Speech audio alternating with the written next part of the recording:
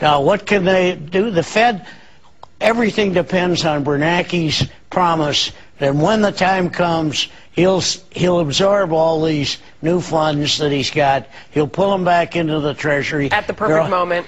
Yeah, they're proud. You know, Lee Hoskins, that's going to be. Can I address that? Hang on a second, Peter. Lee Hoskins agreed with me last night on your show. No, but Lee Hoskins, former head of the Cleveland Fed, made an interesting point.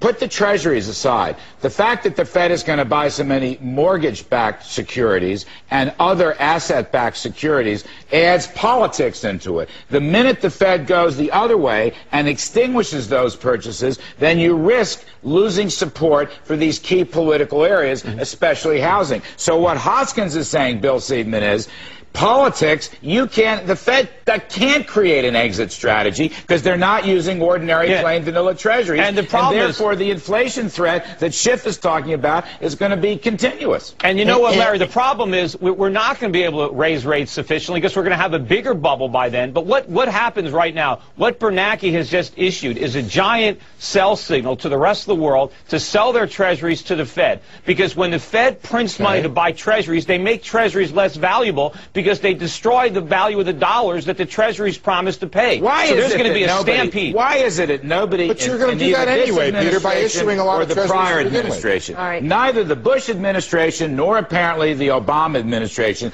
cares about the stability and value of the dollar, Peter Schiff. Well, they're going to care because that? this is going to be a currency crisis. That's what's coming. Yeah, and what we've experienced so far is nothing compared to what we're going to go through. Peter, this is where you have been wrong. You predicted a Well, no, I depression haven't been wrong. on a You current telling me I've account been crisis. wrong? It never happened. We have not had trouble financing our debt overseas. Steve, you're not going to sit there and tell me that I'm the one that's got this wrong. You wrong. called a recession, Peter, for the exact wrong reasons. All right, we got to go. We got to go. Steve, you Thanks, guys. really can't be saying that. I just did. He did. Go back and play the tapes of my appearances for the past few years. You did not have I've been wrong. currency I've been wrong. What are crisis. you kidding me? You're on for the wrong reason. No, Steve, you're Will still the Fed's so clueless. $1.2 trillion. We got that through. Want to scroll up? We got Gamble, pay off. Go to CBC.com and answer our poll. Okay, next caller is Jordan in Michigan. I have a couple quick questions. I was wondering, how can a gold standard be successful with a growing economy? I don't understand. I mean, we were on a gold standard during the Industrial Revolution. I mean, the most prosperous period in American history was when we were under a gold standard. In fact, the most prosperous period of British history was when Britain was on a gold standard. I mean, when you adhere to a gold standard, you get prosperity. Sound money breeds prosperity because it encourages savings. People will save money that's going to maintain its value. And savings is the root of economic growth and capital formation. So, I mean, the best part of, the best histories of growth have happened with the sounder money and gold standards. You always have the politicians that are trying to convince us of the opposite because they want paper money. They don't want the discipline of gold standard. The politicians want to be able to do what Ben Bernanke is doing right now. They want to be able to print money. Well, what would the advantage? Because on a gold standard, you'd have continuous deflation rather than inflation, right? Well, under a gold standard, you wouldn't have inflation at all. You'd have solid, sound money, and you would have falling prices. But it only lowers prices if you have sound money. It's ever since the introduction of the Federal Reserve, that's when we turned from a nation with prices constantly falling to prices constantly rising. And when that happens, when prices are rising and things are getting more expensive, then living standards are falling. I mean, that's one of the reasons that now you need 2 people to work to support a household, when in the past you only needed 1. Wouldn't your money eventually become worth so much that people would have to scale back on wages and stuff? Exactly like... Oh, no. Even if wages were falling, even if wages fell, prices would be falling even faster, so that real wages would be rising. I mean, what counts is not the level of wages. What counts is wages relative to prices. And even if wages are declining slowly over time, if prices are declining more rapidly, then people are better off. And that, that's what counts. What counts is your standard of living, what you can buy with your money. The nominal amount of money doesn't matter. People are going to find that out pretty soon. As a result of this massive inflation that we're creating, everybody in America is going to be a multimillionaire, but they're all going to be broke. So what good is it going to be? It's not going to matter if minimum wage is $1 million an hour if a loaf of bread is $10 million.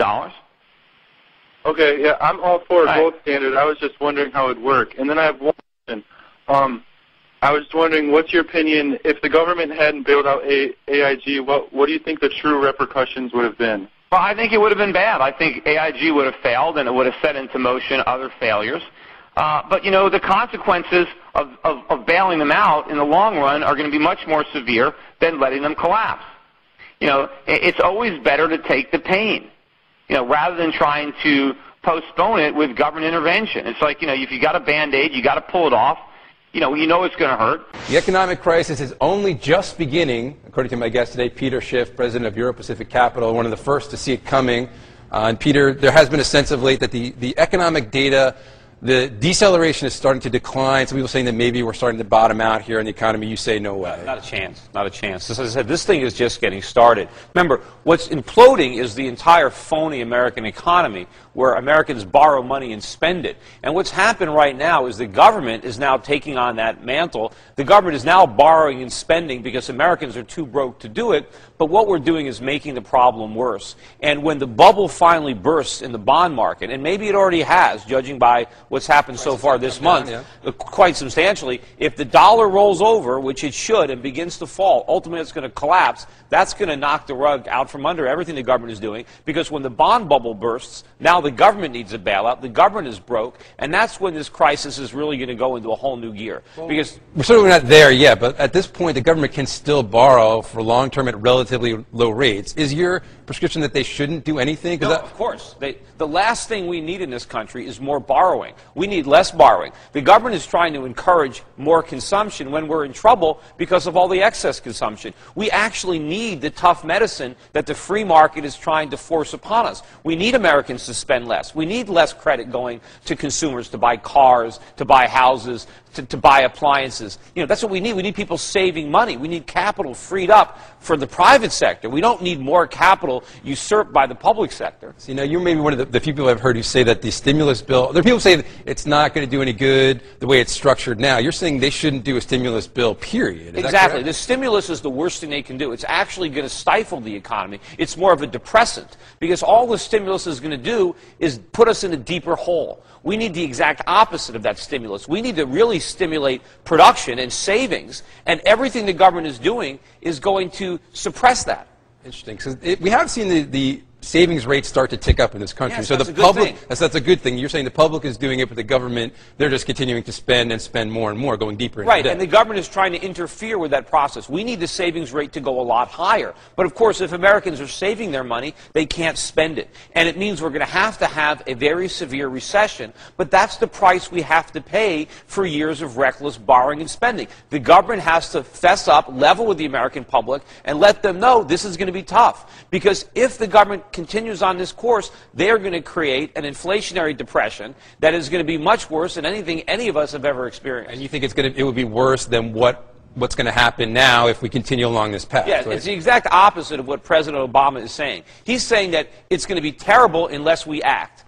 What I'm saying is, if we don't act, it's still going to be terrible. But if we do act, it's going to be an unmitigated disaster. So basically what you're saying is we need to totally change the way the structure of this economy is done, because it's built on consumers borrowing, consumers spending. Well, that's the problem. It's built on a phony foundation. We have to let that foundation collapse so we can replace it with a more viable one. You know, we need to build an economy on underconsumption, on savings, and on production. That's the only viable economy. Just like Bernie Madoff's investment scheme couldn't work because it was a Ponzi scheme. Well, our economy can't work. It's a Ponzi economy. We have to let it collapse so we can replace it with a viable one. Okay, and you said at the top that maybe the bond bubble has started to burst, and that's the first step in the next cycle downward. What time frame are you looking at to when the scenario you're seeing starts to unfold in a major way? I think it'll unfold probably before the end of the year, if not in 2010. But when the government's ability to borrow is gone, and when interest rates really start to rise,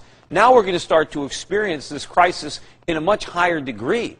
And of course, when the Fed is now going to be in a box where it has to raise interest rates and raise them aggressively, despite the fact that the economy is weakening, that home prices are falling. But if the Fed refuses to take responsibility and says, you know what, we're going to keep interest rates low no matter how bad inflation is, and if the Federal Reserve starts buying up all the debt that nobody around the world will touch, then to this point, their balance sheet has expanded dramatically. Then what we're going to have is hyperinflation. When I talk about hyperinflation, I'm not just talking about high inflation, double-digit inflation like we had in the 1970s. I'm talking about something a whole lot worse than that, something that they've experienced in countries like Latin America. That's what's going to be in store for us if the Fed refuses to raise interest rates. Well, when you talk about hyperinflation, I was thinking of the Weimar Republic in Germany after World War I. People had wheelbarrows full of money to buy a loaf of bread. Is that what you're talking about? That's what will happen if the government doesn't do the right thing. But of course, doing the right thing is going to mean aggressively raising interest rates, despite the fact that unemployment is getting worse, that the economy is sinking deeper into a recession.